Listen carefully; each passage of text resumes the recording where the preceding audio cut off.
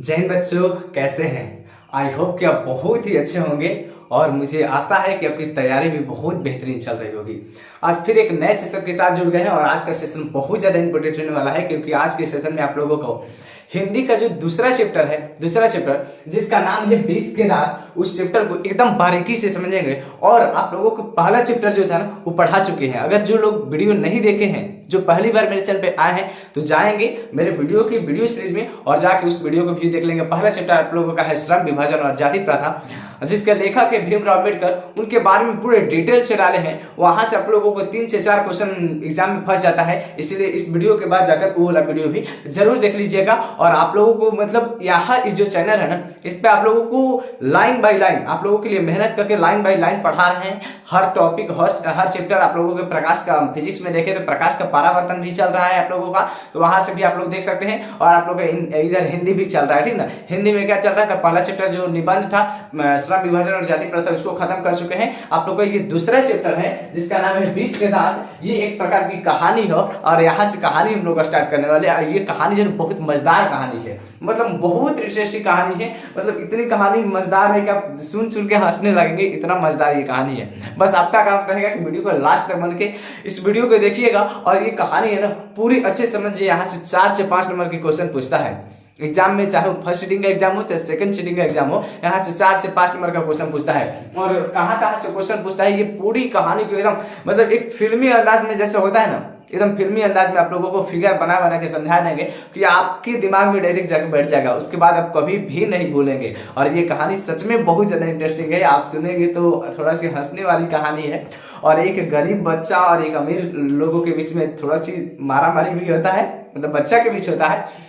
और ये कहानी कैसे अपना मोड़ लेती है उस सबको ये कहानी में, ये वीडियो में बता देंगे, ठीक ना। पहले आप लोगों को इसके लेखक परिचय के बारे में बता देते हैं। उसके बाद लेखक का जन्म कब हुआ था, कहाँ हुआ था, कब हुआ था, उनके पिताजी का नाम क्या था, प्रमुख रचनाएं क्या है। मतलब ये जितना क्वेश्चन पूछ सकता है लेखक से पूरा बना के लाए हैं और आप लोगों के लिए। और लेखक से 2 नंबर की क्वेश्चन पूछता है, इसीलिए लेखक परिचय सुनना बहुत जरूरी है, ठीक है ना। आप लोगों को सुनाते हैं, ठीक है। ये जो 20 के दांत है ना, आप लोगों का सेकंड चैप्टर है। कौन चैप्टर है, तो सेकंड चैप्टर आप लोग का हिंदी का जो गोधुली है, गोधुली उसका जो है ना सेकंड चैप्टर है, ठीक ना। फर्स्ट चैप्टर है जो श्रम विभाजन और जाति प्रथा, जिनके लेखक है भीमराव अम्बेडकर, ठीक है ना। ये सेकंड चैप्टर है जिसका जो है 20 के दांत। अब 20 के दांत ये एक प्रकार की कहानी है। याद किस तरह का, याद करने के लिए मेरे पास ट्रिक है, ठीक है ना। हर चीज का ट्रिक रखे हैं, ठीक है। आप लोगों को यही क्लास में याद करवा देंगे। बस आपका काम रहेगा कि अगर पहली बार आकर मेरे चैनल पे पहली बार आए हो ना, तो चैनल को सब्सक्राइब कर लीजिएगा, ठीक है ना। और आपके पास जितना भी व्हाट्सएप ग्रुप है सब में शेयर कर दीजिएगा। और इस वीडियो पे, ये जो वीडियो आप देख रहे हैं, अगर एक पे 50 लाइक पहुंचा देते हैं, 50 अगर लाइक एक पे पहुंचा देते हैं, तो आप लोगों को जो इसका पीडीएफ है सब्जेक्टिव और ऑब्जेक्टिव दोनों फ्री में प्रोवाइड कर देंगे, ठीक है ना। आपको एक नंबर देंगे इस क्लास में ही, और उस नंबर पे आपसे हाय करके भेज दीजिएगा। और इस वीडियो पे अगर 50 लाइक पहुंचा देते हैं तो आप लोगों को फ्री में दे देंगे ऑब्जेक्टिव और सब्जेक्टिव, एकदम लाइन बाय लाइन बना के रखे हैं। ऐसे हम फिजिक्स का भी, केमिस्ट्री का, बायोलॉजी सबका पीडीएफ बना दिए हैं। और सबका नोट्स भी, हैंड्स नोट्स मतलब खुद का बनाया हुआ नोट्स, तो दिखाएंगे आपको। रुक जाइए एक मिनट, देखिए यहाँ आप लोगों को दिखाते हैं। ये सब है ना मेरा हैंड्स नोट्स है, ठीक है ना। मेरा खुद का बनाया हुआ नोट्स है, देखिए मेरा खुद का ये बनाया हुआ नोट्स है। आपको अगर चाहिए ना तो आप कमेंट में लिख दिए, आपको एक नंबर देंगे। वीडियो के लास्ट तक बने रहिएगा, आपको एक नंबर देंगे बीच में, आप उस नंबर पर हाय करके भेज दिए। आप लोग एकदम लाइन बैठ देते हैं। प्रकाश के किरण पूरा पुंज 3 प्रकार के होते हैं, आप चारिय विषय समांतर, मतलब एकदम लाइन बाय लाइन, मतलब डिटेल्स आप लोगों को बना कर रखे हैं। आप लोग चाहे तो उसको ले सकते हैं, एकदम फ्री ऑफ कॉस्ट है, पैसा वैसा नहीं लगता है, ठीक है ना। घबराना नहीं है कि पैसा लगेगा। बहुत सारे लोग हैं जो नोट्स बेचते हैं तो पैसा लेते हैं, लेकिन हम पैसा ऐसा नहीं, आप लोगों को फ्री में दे देंगे। बस आपका काम रहेगा इस वीडियो पे सिर्फ 50 लाइक पहुंचा दीजिएगा और जितना हो सके आपके पास व्हाट्सएप ग्रुप में समय शेयर कर दीजिएगा, ठीक है। स्टार्ट किए।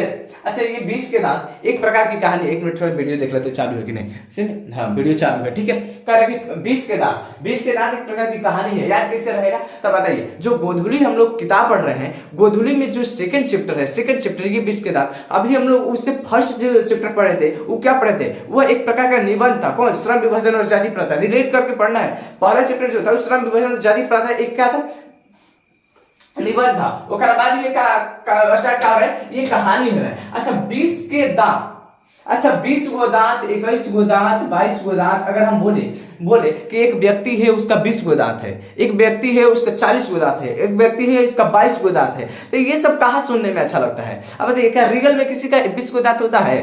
किसी का 21 गो दांत होता है?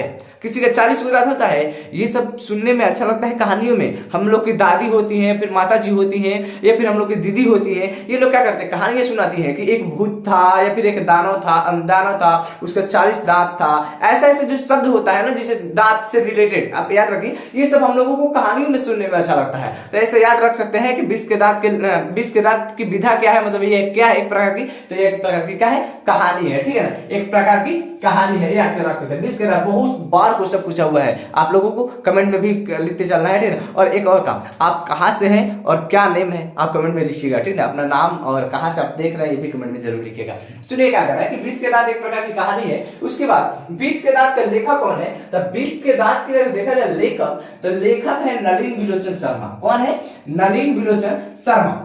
20 के दांत के लेखक कौन है? नलिन बिलोचन शर्मा। ये बहुत बार क्वेश्चन पूछा हुआ है, बहुत बार पूछा हुआ है कि 20 के दांत के लेखक कौन है, तो बोला है नलिन बिलोचन शर्मा। अब याद किससे रहेगा, तो याद करने के एक ट्रिक बताते हैं। अच्छा बताइए, अभी जो हम लोग गुदली पाठ किताब पढ़ रहे हैं, वो में अभी पहला बार कहानी पढ़ रहे हैं कि नहीं? पहला जो चैप्टर था, पहला चैप्टर तो हम लोग निबंध था, दूसरा जो चैप्टर था अभी पहला बार हम लोग कहानी पढ़ने जा रहे हैं। पहला मतलब अभी नए कहानी पढ़ने जा रहे हैं, नए मतलब पहला बार नए कहानी पढ़ रहे हैं। नए से याद रख सकते हैं नलिन बिलोचन शर्मा। नलिन बिलोचन शर्मा नए कहानी सुनने जा रहे हैं, इससे पहले हम लोग कहानी नहीं सुने हैं, तो इसे याद रख सकते हैं नलिन बिलोचन शर्मा, ठीक है। 20 के दांत के लेखक कौन है? नलिन बिलोचन शर्मा। उसके बाद देखिए इनका जन्म पूछ देता है, और जन्म भी बहुत बार पूछा हुआ क्वेश्चन है, बहुत बार जन्म पूछता है। जन्म पूछेगा तो बोला है 18 फरवरी 1916 ईस्वी में हमारा ही बिहार की राजधानी पटना के बदरघाट में हुआ था इनका जन्म। कहाँ हुआ था? तो पटना के बदरघाट में। आप लोगों को कहानी के लास्ट तक बन के सुनिएगा, कहानी बहुत मजेदार है, आप लोगों को बहुत मजा आएगा, बहुत मजेदार कहानी है, ठीक है ना। और एक पहले लेखक के बारे में सुन लेते हैं, और लेखक से यहाँ से 2 नंबर का क्वेश्चन बहुत बार क्वेश्चन पूछता है। 2 मार्क्स आपको यहाँ से मतलब फिक्स हो जाएगा, 2 मार्क्स, क्योंकि जो लेखक होते हैं ना, लेखक से बहुत से बाद क्वेश्चन पूछता है, और यहाँ से जैसे जैसे क्वेश्चन पूछता है वैसे हम बता भी दे रहे हैं। इनका जन्म अगर पूछेगा तो बोला 18 फरवरी 1916 ईस्वी में पटना के बदरघाट में। कहा हुआ था? पटना के बदरघाट में। ऐसे याद किसे रखे? तो 18 फरवरी, 18 से 1 आगे जाइए तो 19, और 18 से 2 पीछे आइएगा तो 16, ठीक है ना। 18 से 1 आगे जाइए तो 19, और 18 से 2 पीछे आइएगा तो 16, मतलब 18 फरवरी 1916 ईस्वी में, आप याद रख लीजिए, ठीक है। इनके पिताजी का नाम क्या था? इनके पिताजी का नाम क्या था? तो पिताजी का नाम था रामा अवतार शर्मा। सर क्या क्वेश्चन पूछता है? क्वेश्चन बहुत कम पूछता है, ये जो इनके पिताजी का नाम है बहुत कम पूछता है। आप लोगों को 2-3 चीज सिर्फ याद रखना है, हम बता रहे हैं। पहले ये पूरा स्लाइड को समझा देते हैं, उसके बाद बताते हैं कहां से बेर क्वेश्चन पूछता है। अगर पिताजी का नाम बोले ना, तो पिताजी का नाम याद रखिएगा रामा अवतार शर्मा। क्या रखेंगे? रामा अवतार शर्मा, ठीक है। अगर इनके माता जी का नाम पूछ दिया, भुला कर भी इनके माता जी का नाम पूछ दिया, तो याद रखना है रत्नावली शर्मा, ठीक है। पिताजी का नाम रामा अवतार शर्मा और माता जी का नाम रत्नावली शर्मा। याद कैसे रहेगा? तो रा से रामा अवतार और रा से रत्नावली शर्मा, ठीक है, आप याद रख सकते हैं अच्छे से, ठीक है। अगर आप इनकी प्रमुख रचनाएं आ जाए, प्रमुख रचनाएं मतलब समझ जाए इनका लिखा हुआ, ये क्या क्या लिखे हुए हैं प्रमुख, मतलब इनकी मेन में लिखी हुई क्या है, तो इनकी तो बहुत ज्यादा लिखा हुआ है। इस किताब में पढ़ेंगे तो बहुत ज्यादा लिखे हैं, लेकिन उसमें से मेन को छाट कर लाए हैं जो बहुत बार एग्जाम में पूछा हुआ, और भर के क्वेश्चन को पूछता है, इसलिए मैं उस सब चीजों को उठाकर लाया हूं। देखिए इनका मुख देखा जाए ना, मुख तीन वो है, और 3 को बहुत बार पूछा हुआ क्वेश्चन है। मैं प्रीवियस ईयर को पढ़ के निकाला हूं कि ये जो क्वेश्चन है बहुत बार पूछता है। पहला इनका लिखा हुआ दृष्टिकोण बहुत बार पूछा हुआ है, ये मोस्ट वीवीआई है, ये मोस्ट वीवीआई है, बहुत बार पूछा हुआ है। मतलब पूछता है क्वेश्चन कैसे कि दृष्टिकोण किसका लिखा हुआ है, दृष्टिकोण किनका लिखा हुआ, तो बोलना है नलिन बिलोचन शर्मा का, या फिर दे देता है 4 गो ऑप्शन, कहता निम्नलिखित में से कौन नलिन बिलोचन शर्मा का लिखा हुआ है, तो बोलना है दृष्टिकोण, है ना। इनका याद रखना है एक दृष्टिकोण, एक साहित्य इतिहास का दर्शन, साहित्य इतिहास का दर्शन, ये 2, और एक है मानदंड। इनके 3 रचनाएं हैं, ये प्रमुख रचनाएं हैं और बहुत बार पूछा हुआ भी रचनाएं हैं, ठीक है ना। एग्जाम में बहुत बार पूछता है दृष्टिकोण किनके लिखा हुआ है, साहित्य इतिहास का दर्शन किनका है, और मानदंड, ठीक है ना। ये तीनों को आपको अच्छे से याद रखना है, इनकी प्रमुख रचना है। इसके बाद देखिए उसके बाद लिखे हम संकलित। संकलित मतलब क्या होता है? तो संकलित का मतलब ये होता है कि कोई भी जो लेखक होते हैं वो बहुत सारी किताबें लिखते हैं। एक मिनट थोड़ी सी वीडियो देख लेते हैं चल रहा है कि नहीं, ठीक है ना। वीडियो स्टार्ट है, ठीक। क्या हुआ था ना कि कल पढ़ा दिए थे, उसके बाद पता चला कि वीडियो ऑफ था, वीडियो चालू ही नहीं था, बीच में अपने से कट गया था, इसलिए मेरे देखना पड़ता है ना। पीछे हम लोगों का वो सिस्टम नहीं है देखने वाला, पर हम लोग ऐसे रिवर्स जाके देख लेते हैं, ठीक है। क्या है ना, हम कैमरा के इस पर रहते हैं, पर्दा उस पर दिखता है तो दिखने में नहीं बनता है। सुनिए यहाँ पे, क्योंकि अगर संकलित पूछ रहे हैं तो संकलित को पता लगाना है तो ऐसे होता है जैसे कोई भी लेखक ना बहुत सारी किताबें लिख देते, मतलब बहुत सारी रचनाएं करते हैं। तो बहुत सारी रचनाएं कोई एक किताब है, जैसे कविता बहुत सारा लिख दे तो कविता के एक संग्रह बना के कविता को एक बुक में रख देते हैं। वैसा ही कहानी बहुत ज्यादा लिखते थे तो कहानी को भी एक संग्रह बनाते हैं और कहानी को एक संग्रह एक किताब में रख देते हैं और उसमें से अलग अलग कहानियां। तो अभी किस किताब से ली गई है? तो इस किताब जिस किताब से 20 के दांत पाठ ली गई है उस किताब का नाम है 20 के दांत तथा अन्य कहानियां। उस जो किताबों में से ये कहानियां ली गई है ना, किताब में बहुत सारी कहानियां होती है उनका लिखा हुआ, तो उस किताबों का नाम है 20 के दांत तथा अन्य कहानियां। क्वेश्चन ऐसे पूछता है कि 20 के दांत पाठ कहां से संकलित है या फिर कहां से दिया गया है, तो बोलना है 20 के दांत तथा अन्य कहानियां से, ठीक है। अन्य कहानियां से आप लोगों को ये समझ में आया, ये जो लेखक परिचय था आप लोगों को समझ में आया कि नहीं, एकदम बारीकी से। अगर आपको नहीं आ रहा तो एक बार काम करिएगा, अभी बैठ कर कॉपी और कलम ले लीजिए और जैसे जैसे हम लिखे ना स्लाइड आप आराम से अभी स्क्रीनशॉट ले लीजिए और स्क्रीनशॉट लेकर आप उस स्लाइड को उतार दीजिए, ठीक है। अब देखिए हमको तो कोई चीज एक बार पढ़ लेते हैं ना, हमको बहुत ज्यादा मतलब बहुत जल्दी याद हो जाता है कोई भी चीज। अगर अभी हम इसको बोलना चाह रहे तो बिना देखे बोल सकते हैं। पाठ कौन चल रहा है? तो 20 के दांत। देखिए हम बिना देखे बोल सकते हैं पाठ को चल रहा है तो 20 के दांत। ये एक प्रकार की क्या है, कहानी है। लेखक कौन है? नलिन रुचि शर्मा है और इनके माताजी के क्या नाम था? तो रत्नावली शर्मा। पिताजी का नाम तो रमावतार शर्मा। जन्म कब हुआ था? 18 फरवरी 1916 ईस्वी में। कहाँ हुआ था? तो पटना के बदरघाट में। इनकी प्रमुख रचनाएं देखा जाए तो दृष्टिकोण है, साहित्य इतिहास का दर्शन है और मानदंड है। और ये कहाँ से संकलित है? तो 20 के दांत तथा अन्य कहानियों से। मतलब हम कोई एक चीज को देख लेते हैं ध्यान से तो हमको बहुत अच्छे से याद हो जाता है और आप लोगों को भी याद हो जाएगा अगर इस चीज को अगर आप बारीकी से और ध्यान से सुनेंगे ना आपको भी अच्छे से याद हो जाएगा, ठीक है। अब देखिए ये लेखक परिचय था, लेखक परिचय आप लोगों को बता दें यहाँ से 2 नंबर के क्वेश्चन पूछता है और 2 नंबर के क्वेश्चन आपका बन गया, ठीक है। इसके बाद आपको कहानी सुनाते हैं और वीडियो का लास्ट तक बन के ये कहानी को भी सुनिएगा। कहानी बहुत मजेदार है, सच बता रहे हैं, थोड़ा सी आप सब्र रखिए। ये कहानी अभी आप लोग इस पे फिगर बना लेते हैं, इस वीडियो को कट करके वीडियो पर कट करने के बाद इस पे फिगर बनाते हैं और फिगर बना के बाद आप लोगों को एकदम फिल्मी अंदाज में जैसे फिल्म में होता है ना कि ये कहानी आप लोगों को कैसे समझ में आ जाता है वैसे आपको यहाँ हम समझा देंगे। इसलिए अभी वीडियो के लास्ट तक बन के देखिएगा और आपके पास जितना भी व्हाट्सएप ग्रुप है सब में कहानी को स्टार्ट किया जाए। कहानी बहुत ही मजेदार है और कहानी बहुत इंटरेस्टिंग है। बस सबका काम रहेगा कि बस वीडियो के लास्ट तक बन के ये कहानी को अच्छे से समझ लीजिएगा, ठीक है ना।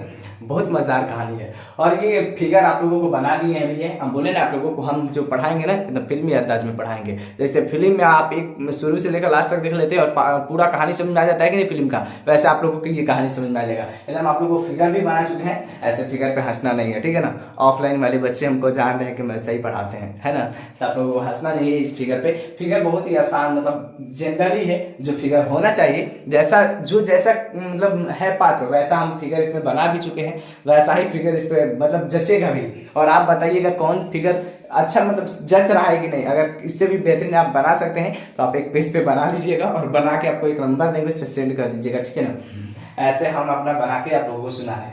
ये जो कहानी है ना, ये कहानी एक अमीर और एक गरीब, एक अमीर और एक गरीब के बीच में होता है ये कहानी और इसीलिए इस कहानी का नाम ये शीर्षक भी रखा गया है 20 के दांत। और कौन 20 के दांत है, कौन ये विषैली दांत है उसके बारे में बताया गया। और ये कहानी थोड़ा सी हंसने वाली है, आप लोग हंसेंगे भी और लेकिन वीडियो का लास्ट तक बन के देखिएगा, आपको बहुत मजा आएगा। और यहाँ से 4 से 5 नंबर के क्वेश्चन आप लोगों के एग्जाम में जरूर फंसेगा।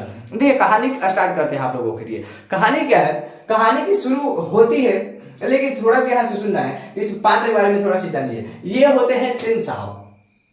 कौन है? सेन साहब। सेन साहब कौन है? तो सेन साहब एक बहुत ही अमीर व्यक्ति हैं। क्या है? बहुत ही अमीर व्यक्ति हैं। और अमीर व्यक्ति के साथ साथ ये मतलब इतना अमीर है कि इनकी फैक्ट्री, दुकानें, मतलब बहुत सारी चीजें हैं। इनकी फैक्ट्री है, इनका खुद की कार है, इनके ड्राइवर है, इनका बड़ा सा महल है, मतलब बहुत ही अमीर आदमी है, ठीक है ना। कौन? सेन साहब। और सेन साहब की फैक्ट्री है और फैक्ट्री में फैक्ट्री में काम करने वाले भी लोग होते हैं, तो काम भी लोग कर रहे हैं। इनकी एक पत्नी है, पत्नी का नाम नहीं दिया है, ठीक है ना, तो आप सेन साहब की पत्नी लिख सकते हैं, नहीं तो उसको हम सेन साहिबा मतलब लिख दिए हैं, ठीक है ना। सेन साहब की पत्नी को क्या कर सकते हैं, सेन साहब की पत्नी, नाम तो दिए नहीं है तो हम इसे सेन साहिबा लिख दिए हैं, ठीक है ना, सेन साहिबा।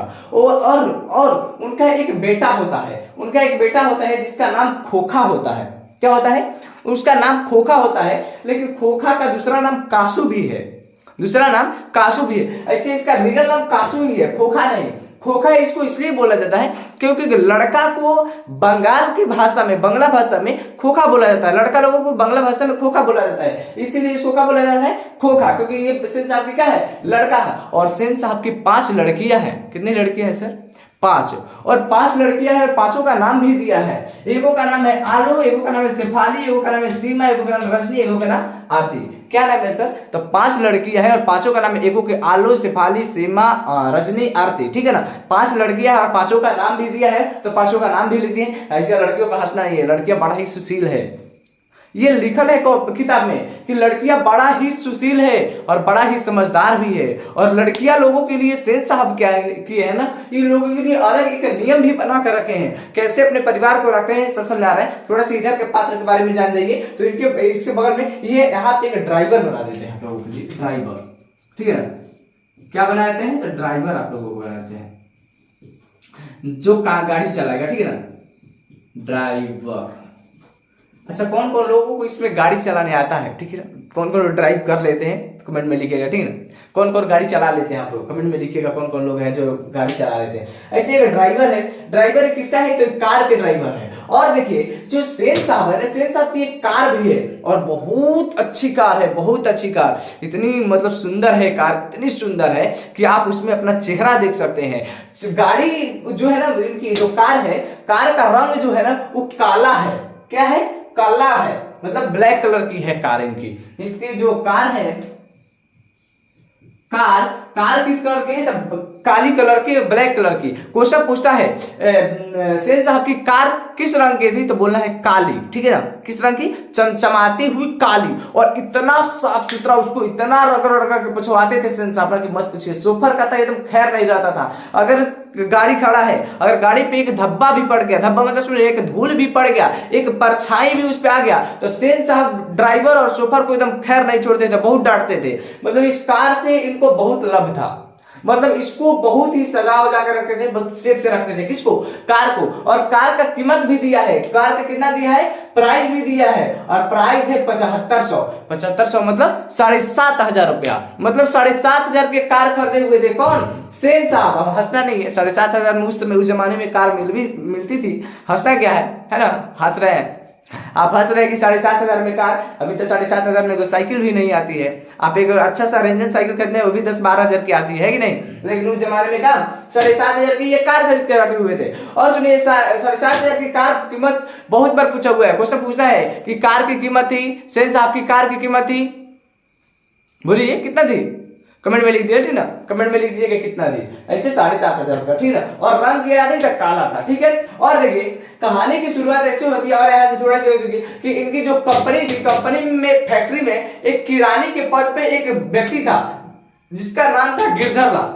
क्या नाम था, गिरधर लाल, ठीक है। गिरधर लाल किरानी था। किरानी का मतलब क्या होता है सर, तो किरानी का मतलब समझाते हैं। किरानी का मतलब होता है जो फैक्ट्री में लिख पढ़ के काम करता है लोग ना, जैसे बहुत सारे आदमी है, तो कितना माल गया, कितना माल वापस आया, कितने मजदूर आज काम किए, कल कितना काम किए, कितने लोगों को पेमेंट हो गया, कितने लोगों की बाकी है, ये सब की जो लिख पढ़ करता है ना, उसको किरानी बोलते हैं, ठीक है। उसको क्या बोलते हैं, किरानी बोलते हैं। तो किरानी के पद पर गिरधर लाल था। गिरधर लाल इनके फैक्ट्री में, सेन साहब की फैक्ट्री में काम करता था। उनका एक बेटा भी था जिसका नाम मदन था। क्या नाम था सर, तो मदन था उसका नाम।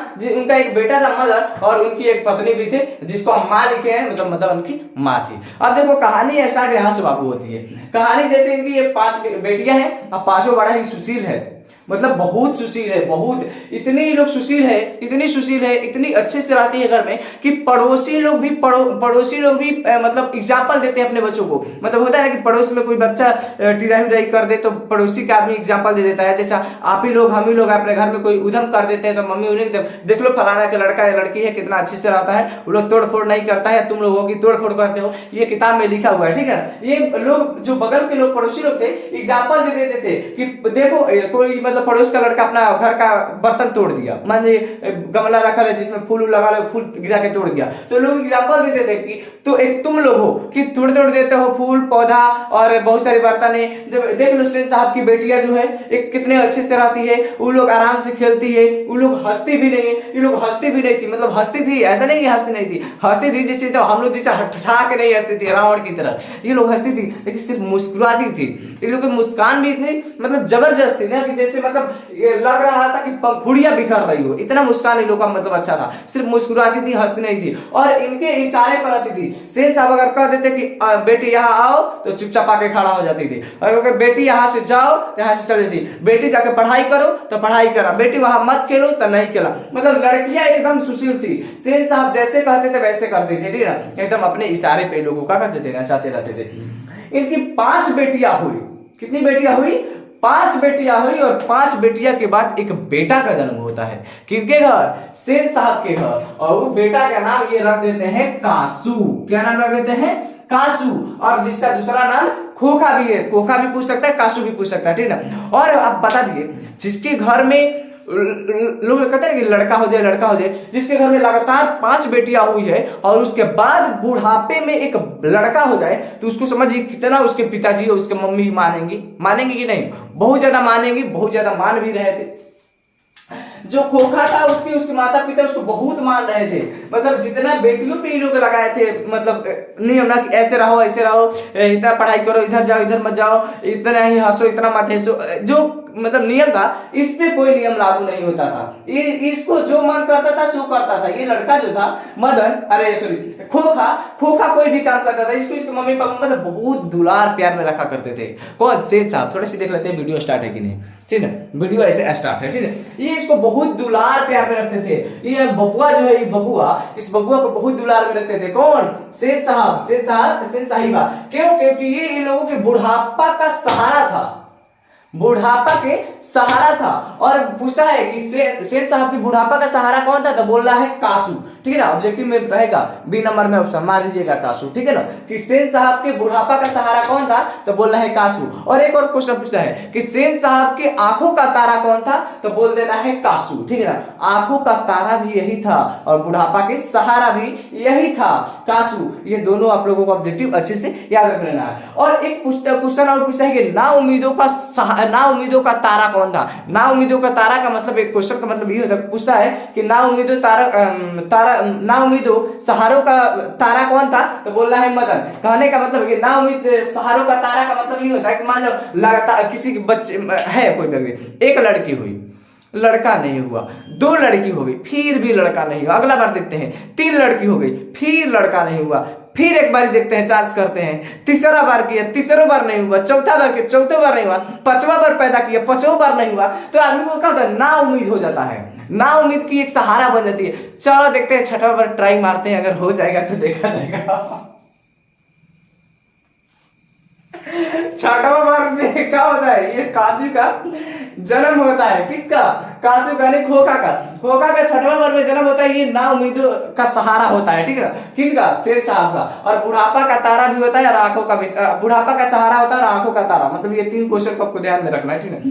ये जन्म तो इनका हो जाता है लेकिन बहुत ही अपवाद होता है। ये नियम जीवन के मामलों में अपवाद रहता है, मतलब इसमें कोई नियम लागू ही नहीं करते हैं। इसको मन करे तो उधर घूमने चल जाता था, इसके साथ लड़ाई करता था, उस सामान उसको तोड़ देता था, मतलब लड़कियों की अपेक्षा ये बहुत बिगड़ चुका था। कौन? ये जो कासू है, कासू इतना बिगड़ चुका था कि अपनी बहन लोगों को तबड़ाक से मार भी देता था, 1-2 झपड़ धरा देता था अपने बहन लोगों को, इतना ही बिगड़ चुका था। कौन? कासू। एक दिन क्या होता है कहानी में, एक दिन ये जो ड्राइवर है, ड्राइवर गाड़ी को साफ कर रहा था। थोड़ा सा टाइम देंगे, पानी पी लेते हैं, ठीक है। आप लोग तक में आप लोग भी पानी वानी पी लीजिए, आप लोग भी पानी वानी पी लीजिए, हम भी पानी पी लेते हैं, ठीक है।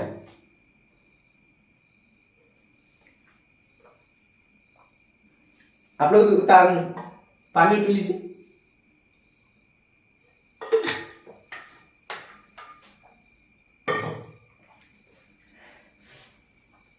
चलिए स्टार्ट किया जाए। क्या है ना, बोलते बोलते प्यास लग जाता है। अभी रात के लगभग 11 बजने वाला होगा और पानी पीने से क्या फायदा होता है कि नींद उन्द नहीं लगता है, ऐसा नींद लगने लगेगा।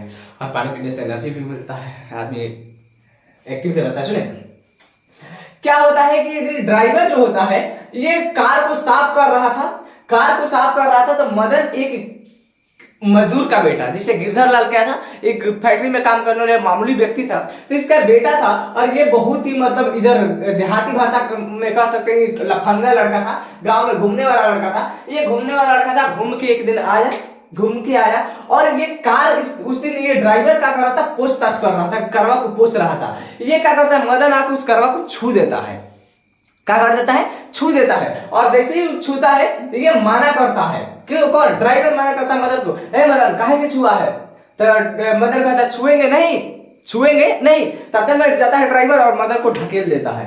मदन को क्या कर देता है सर, तो ढकेल देता है, और ढकेल देता है तो मदन गिर जाता है और मदन का थोड़ा सी कट भी जाता है। क्या हो जाता है, थोड़ा सी मदन को कट भी जाता है, थोड़ा सी जैसे ढकेलता है मदन को कट जाता है। आप बता दिए इसमें मदन का गलती था या फिर ड्राइवर का, आप कमेंट में लिखिएगा, हाँ मदन का गलती था या फिर ड्राइवर का। लेकिन क्या होता है ना, जैसे आप हम लोग ही हैं, तो हम लोग कभी बचपन में जब थे तो कहीं शादी उदी में जाते थे, तो कोई अगर नया चीज हम लोग को देखने को मिले तो हम लोग क्या करते थे, देखते थे उसको छूने का कोशिश करते थे, छूते थे उसको, मतलब या फिर उसके बारे में जानने की कोशिश करते थे, है कि नहीं, उसको टच करने का, उसको पकड़ने का, या फिर कोई गाड़ी उड़ी मिलता था खिलौना तो उसको चलाने का, ऐसा मतलब मन अभिलाषा आता है कि नहीं। तो शायद वैसा ही अभिलाषा मदन के अंदर भी आया कि अरे भाई ये कितना मस्त गाड़ी है, इसको छूते हैं। वैसा ही मदन छुआ, लेकिन इसका ड्राइवर क्या किया, ड्राइवर ढकेल दिया और मदन को कट गया। मदन को कटा तो मदन क्या था, मदन तुरंत झपट के ये जो ड्राइवर था, ड्राइवर के कॉलर पकड़ लिया। क्या पकड़ लिया सर, कॉलर पकड़ लिया, और कॉलर पकड़ के और इन लोग के बीच में मतलब झपाझोटी होने लगा, किसके, ड्राइवर और मदन के बीच झपाझोटी होने लगा।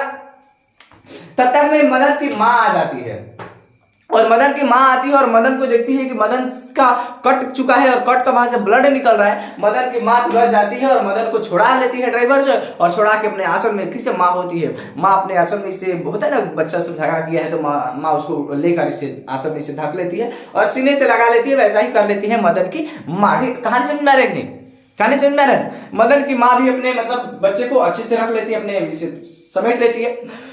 उसके बाद जो द्वार पे ये जो क्रिया हो रही थी, द्वार पे हो रही थी, घर में बैठे थे सेठ साहब और सेठ साहिबा, मतलब सेठ साहब और उनकी पत्नी घर में बैठे थे। ये जब हाला सुनते हैं द्वार पे, तो ये दोनों लोग क्या करते हैं, बाहर निकलते हैं, और बाहर निकल के और देखते हैं कि ये जो मदन है, यानी गिरधर लाल का बेटा मदन, वो हमारे ड्राइवर के साथ क्या किया है, झगड़ा किया हुआ है। तब तक में सेठ साहब आते हैं और सेठ साहब कहते हैं कि मदन की माँ, सेठ साहब बोलते हैं मदन की माँ से, मदन की माँ देखो ये मदन को यहाँ से लेकर जाओ और देखना फिर से ऐसी हरकत ना करे। मदन की माँ यहाँ से मदन को ले जाओ, ये सेठ साहब बाहर निकल के कर रहे हैं, मदन की माँ मदन को यहाँ से ले जाओ और देखना फिर से ऐसी हरकत ना करे। ये बात किसने कहा था, ये क्वेश्चन पूछता है कि मदन की माँ देखो मदन को यहाँ से ले जाओ और देखना फिर से ये हरकत ऐसी ना करे, ये किसने कहा था, तो बोलना है सेठ साहब ने। ठीक है, ये क्वेश्चन पूछता है, आप लोगों को जवाब भी देना, आप लोग लिख लीजिए। ठीक है, सेठ साहब ने कहा कि मदन की माँ मदन को यहाँ से ले जाओ और देखना फिर से ऐसी हरकत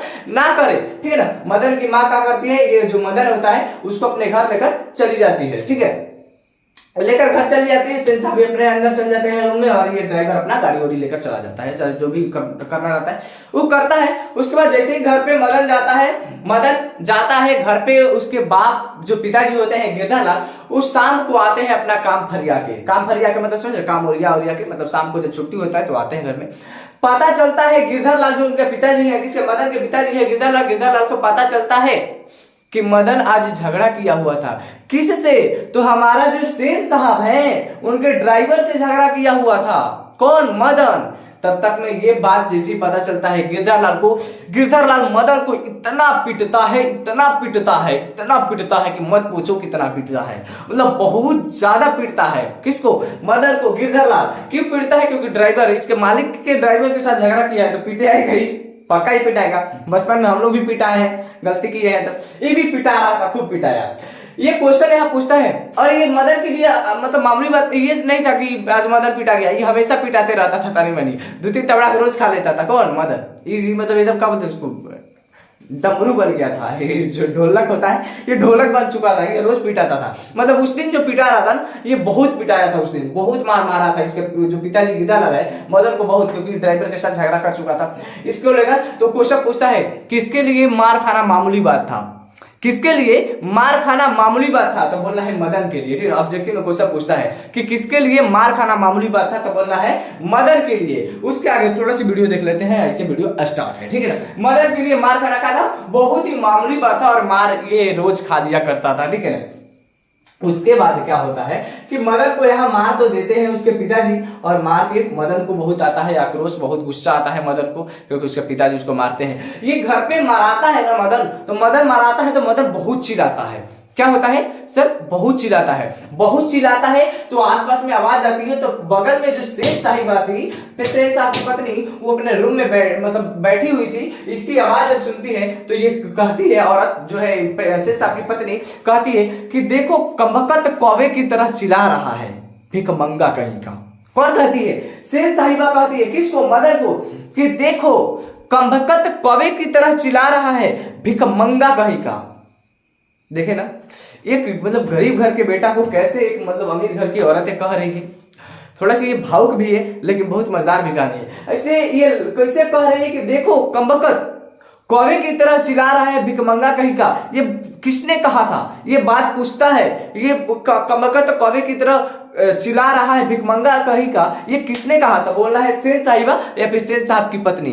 ऑप्शन नंबर सी में रहेगा, यानी आपको मार देना है। ठीक है ना, ये सेठ साहिबा। और कमबख्त कौवे की तरह चिल्ला रहा है, भिखमंगा कहीं का। आप लोग नोट कर लीजिएगा कहीं ना, ये किसने कहा था? तो सेठ साहिबा। कब? तब जब मदन घर पे पिटा रहा था तब। ठीक है, ये कहानी यहाँ तक रोकते हैं। इसके बाद इधर की कहानी को स्टार्ट करते हैं। कहानी मतलब बंद नहीं करते हैं, कहानी थोड़ी सी लंबा हो सकती है, वीडियो लंबा हो सकता है, लेकिन बहुत मजेदार होगा। और यहाँ से 4 से 5 नंबर के क्वेश्चन आप लोगों को पूरा मतलब अच्छे से याद हो जाएगा। ठीक है, सुनिए अब यहाँ से क्या होता है कि सेठ साहब अमीर व्यक्ति होते हैं, और अमीर लोगों के घर में भी अमीर लोगों ही आते हैं। अमीर के घर में अमीर ही आएंगे, और अमीर के घर में इनकी एक मतलब इनके दोस्त लोग आए थे। इनके सेठ साहब के दोस्त लोग आए थे। कहाँ? इनके घर, सेठ साहब के घर। सेठ साहब के घर सेठ साहब के जो दोस्त आए, दोस्त लोग, वो लोग आकर आपस में बात कर रहे थे। अब बताइए, सेठ साहब एक प्रकार के बिजनेसमैन है कि नहीं?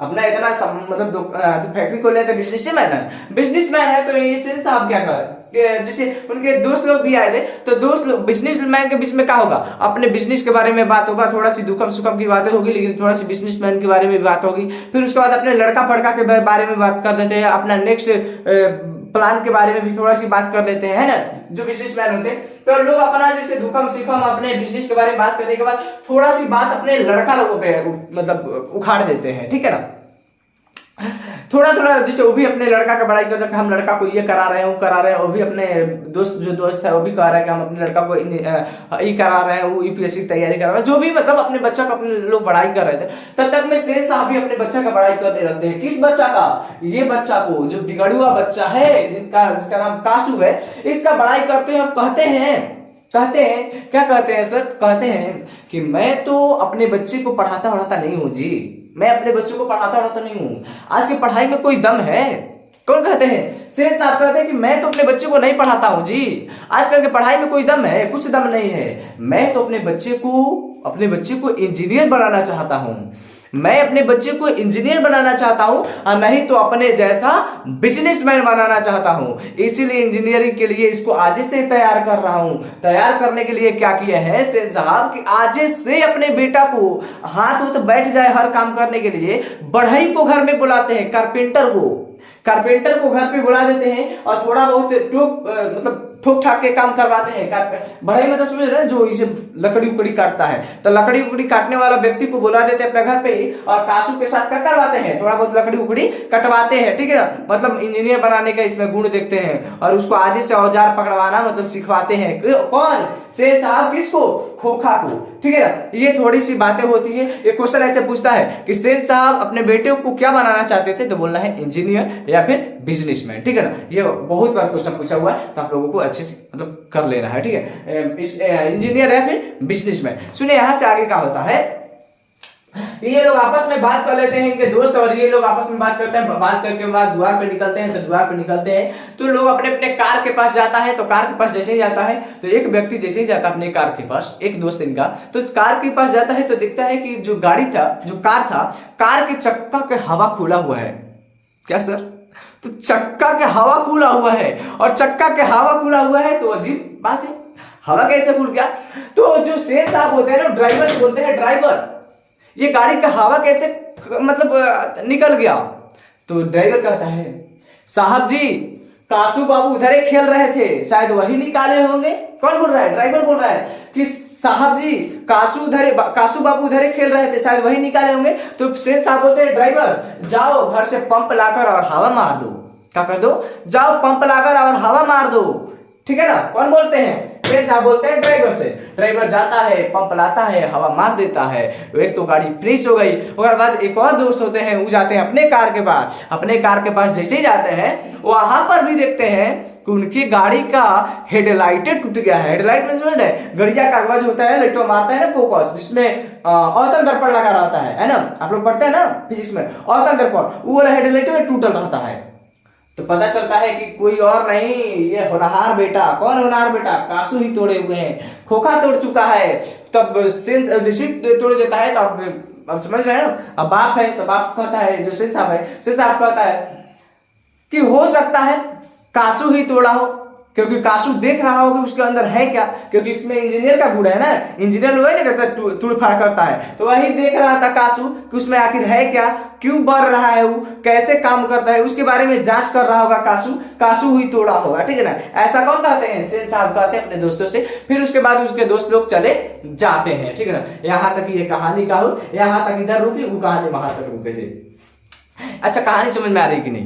कहानी समझ में आ रही है? कहानी समझ में आ रही है तो आप वीडियो को लाइक कर दीजिए। ठीक है? वीडियो को लाइक कर दीजिए और आपके पास जितना भी व्हाट्सएप ग्रुप है सभी शेयर कर दीजिए। ठीक है? आप चैनल पे पहली बार आए तो चैनल पे सब्सक्राइब भी कर लीजिए। ठीक है? अब इसका आगे कहानी हम लोगों को समझा रहे हैं। यहाँ तक कहानी समझ में आएगी नहीं? कहानी समझ में आई ना? देखिए यहाँ तक इनके जो दोस्त लोग थे इनके भी आकर चले गए, और इसके बाद इधर मदन भी काम पर धुला गया था, पिटा गया था। एक दिन की कहानी क्या होती है? एक दिन की कहानी, इनकी बेटियां लोग तो बहुत ही सुशील थी, इनसे तो कोई दिक्कत नहीं था। मदन से ही, कासू से ही दिक्कत था। मदन को गुस्सा भी था किस पे? ड्राइवर और सेठ साहब पर, क्योंकि लोग उसको डांटा था और ये ड्राइवर उसको मारा था। किसको? मदन को। क्या होता है कि एक दिन मदन अपने गली में, कौन? मदन अपने गली में खेल खेल रहा था अपने दोस्तों के साथ। कौन? मदन, गिरधर का बेटा। ठीक ना? मदन अपने गली में गेम खेल रहा था। गेम कौन खेलता था? लट्टू के खेल खेल रहा था। क्वेश्चन पूछता है मदन कौन सा गेम खेल रहा था, तो बोल रहा है लट्टू का खेल। लट्टू का खेल समझते? गेम खेलते हैं, समझना है? ऐसा एक लट्टू होता है, उसमें काठी लगा रहता है, उसमें धागा रपटा जाता है, इसे मारा जाता है। ये गेम होता है। ऐसे आप देहात से होंगे ना तो आपको मालूम होगा अच्छे से। ये बच्चा लोग बहुत ज्यादा खेलता है।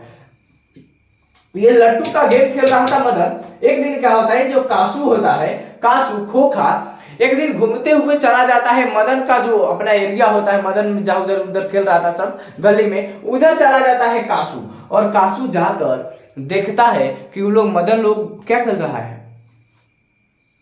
लट्टू खेल रहा है। लट्टू खेल रहा था। कासू जाके कहता है कि हम भी लट्टू खेलेंगे। कौन बोलता है? कासू। किससे? जाकर मदन और से। मदन से बोलता है कि हम भी लट्टू खेलेंगे। लेकिन मदन कहता है कि नहीं, तू नहीं खेलेगा। लट्टू खेलने के लिए लट्टू तुम्हारे पास है? लट्टू के गेम खेलने के लिए तुम्हारे पास लट्टू है? तो ये कहता है नहीं, मेरे पास नहीं है। तो मदन कहता है कि जाओ पहले लट्टू लेकर आओ, उसके बाद खेलो। पहले जाओ लट्टू लेकर आओ, उसके बाद खेलो। यहाँ पे एक पंक्ति बोलता है, पंक्ति एक लेखक लिखे हैं कि कौवे की जमात में हंस खेलने के लिए ललक गया, या फिर शामिल होने के लिए ललक गया। कौवे की जमात में हंस शामिल होने के लिए ललक गया। यह पंक्ति किस पाठ से ली गई है, तो बोला है बीस के दांत। ठीक है ना? इसी कहानी के लिए पंक्ति है। ठीक है ना? क्योंकि कौवे की जमात किसको बोला जा रहा है? मदन और मदन के दोस्तों को। मदन और मदन के दोस्त क्या कर रहे थे? खेल रहे थे उधर धूल माटी में। उसके बाद ये कासू जो होता है राजा महाराजा के घर का लड़का, चल जाता है उधर। इसलिए बोला कि कौवे की जमात में हंस शामिल होने के लिए ललक गया। ये पंक्ति किस पाठ से ली गई, तो बोलना है आप लोगों को बिस्किट। ठीक है ना? ये देखिए, अब जाता है, ये बोलता है कि नहीं तुम्हारे पास लड्डू नहीं है तो जाओ लड्डू लेकर आओ, उसके बाद खेलो। तो ये जानते हैं ना, जिसका आदत पड़ गया होता है किसी के साथ झगड़ा करना, तबड़ाक चलाना, तो इसका आदत पड़ गया था। ये क्या करता है, जो कासू होता है मदन को एक तबड़ाक धरा देता है। जैसे मदन बोलता है, आवाज आ रहा है ना आप लोगों को, आवाज आ रहा होगा। मदन जैसे ही बोलता है कि जाओ लट्टू लेकर आ, तब क्या होता है, कासू उसको एक तबड़ा धरा देता है। रुक जाइए एक मिनट, वीडियो चल रहा है कि नहीं देख लेते हैं, वीडियो चल रहा है, ठीक है। क्या करता है, एक तबड़ा धरा देता है। तब तक में मदन भी अपना ना आव ना देखता है ना ताव देखता है, और मदन भी इसके साथ भिड़ जाता है। किसके साथ, कासू के साथ। और दोनों आपस में इतना गली में लड़ते हैं, इतना गली में लड़ते हैं, बहुत ज्यादा लड़ते हैं।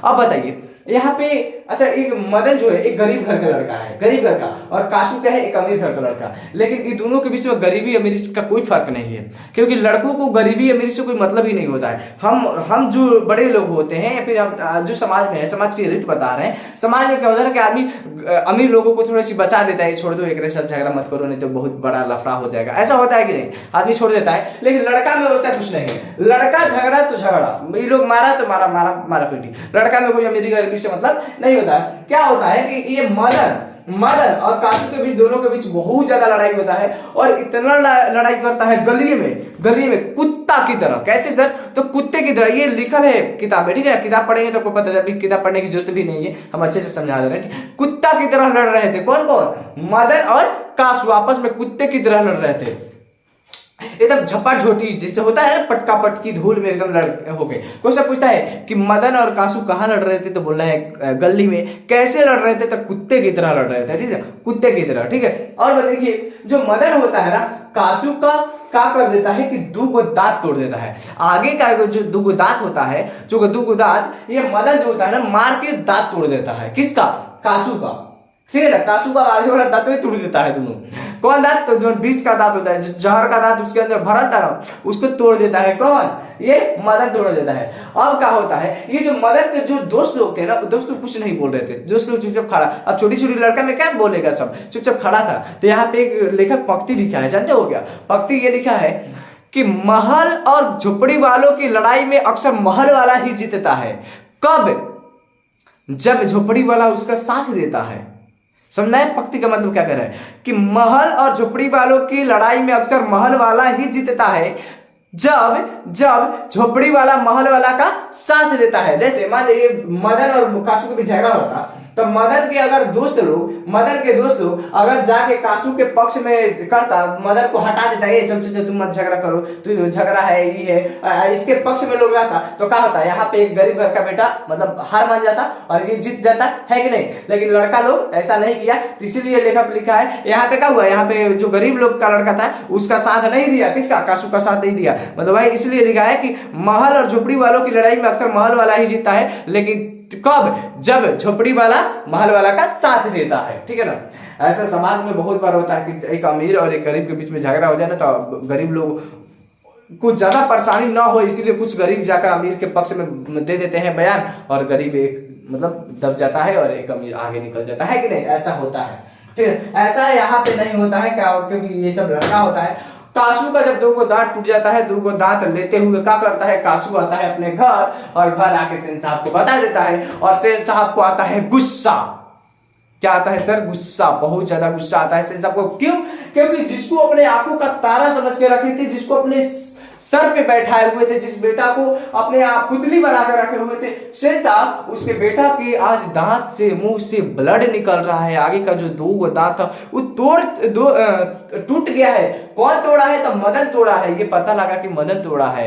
क्वेश्चन पूछता है कि कासू का दांत किसने तोड़ा, तो बोला है मदन ने। मदन किसका दांत तोड़ा था, कासू का। कितना दांत तोड़ा, ठीक ना, 2 कमेंट में लिख दीजिए, ठीक है।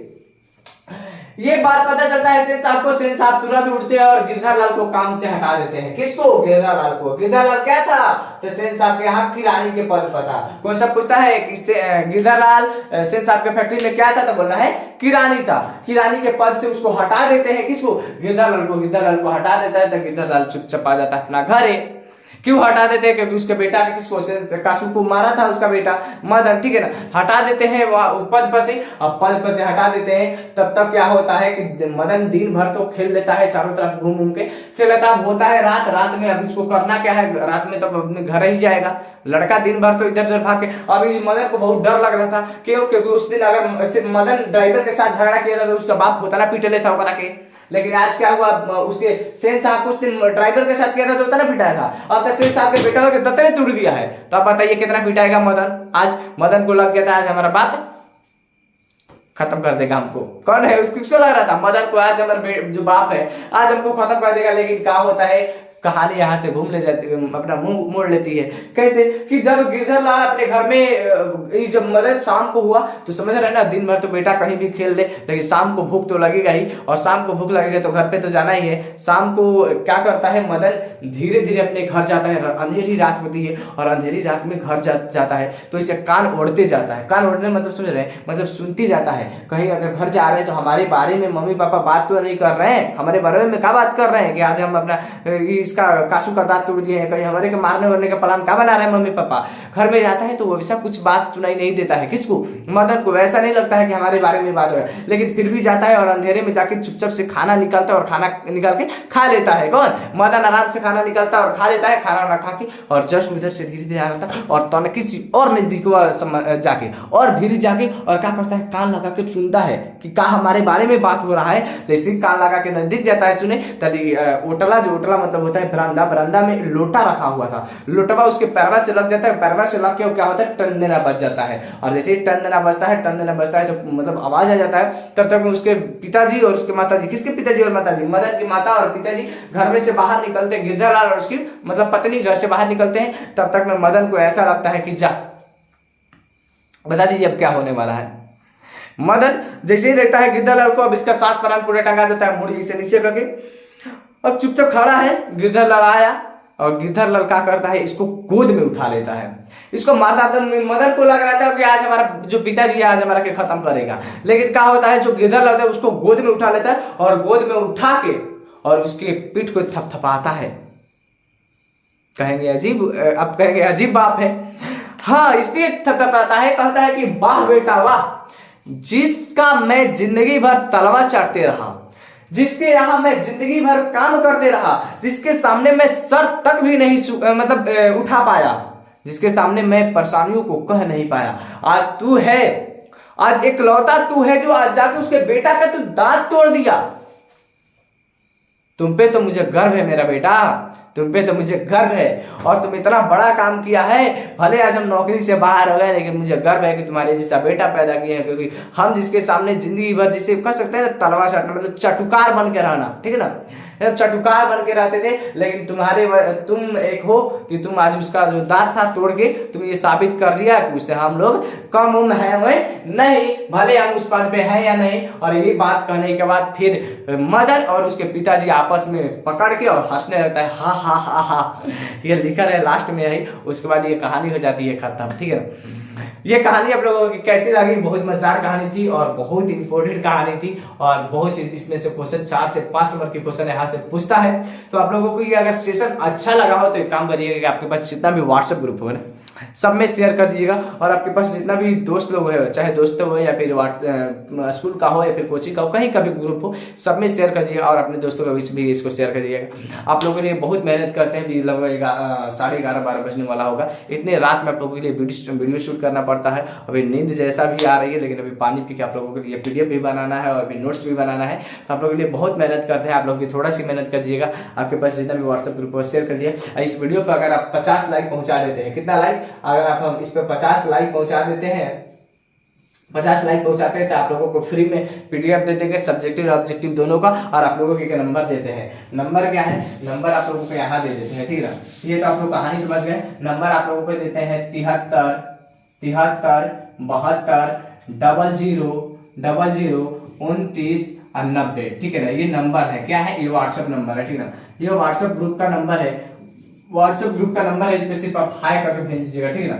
आप लोग सिर्फ हाई करके भेजिएगा, हाई करके भेजिएगा तो इससे क्या होगा कि आपको पता चल जाएगा, और आप लोगों को हम लोग फ्री में PDF आप लोगों को दे देंगे, ठीक है ना। उसका पैसा वैसा नहीं लेंगे, तब फ्री ऑफ कॉस्ट है, आप लोग अच्छे से ले लीजिएगा। और आप लोगों को हमको नहीं लगता नोट्स बनाने की जरूरत है, आराम से उसको आप निकलवा सकते हैं, नहीं तो अगर मोबाइल आपका पर्सनल हो तो उसमें रख लीजिए, आराम से उसी से पढ़ सकते हैं, ठीक है ना। और आप लोगों को लिए जो फिजिक्स था, फिजिक्स का भी चल रहा है पहला चैप्टर आप लोग का, प्रकाश का परिवर्तन, वो वाला भी वीडियो जाकर देख लीजिए। इससे पहले आप लोगों का वीडियो जो पढ़ा है सबको जाकर देख लीजिए, और इस नंबर पर आप लोग हाई करके भेजिएगा, और आपके पास जितना भी व्हाट्सएप ग्रुप है थोड़ा सी मदद कर दीजिए, और इस चैनल को थोड़ा और ग्रो करवाइए, आपके पास जितना व्हाट्सएप ग्रुप पे शेयर करके, ठीक है। जय हिंद, धन्यवाद।